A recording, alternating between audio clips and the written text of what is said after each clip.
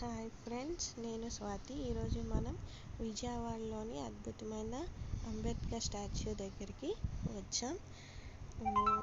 ఇది విజయవాడలోని famous land mark. ఇక్కడ కృష్ణా నది వ్యూ చాలా సూపర్గా ఉంటుంది.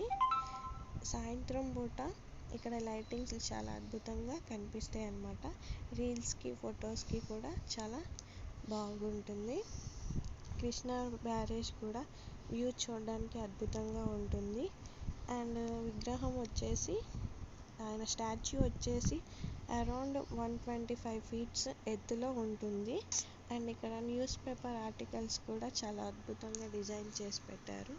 Inside news paper articles and ఆయన కొన్ని స్టాచ్యూస్ పెట్టారు.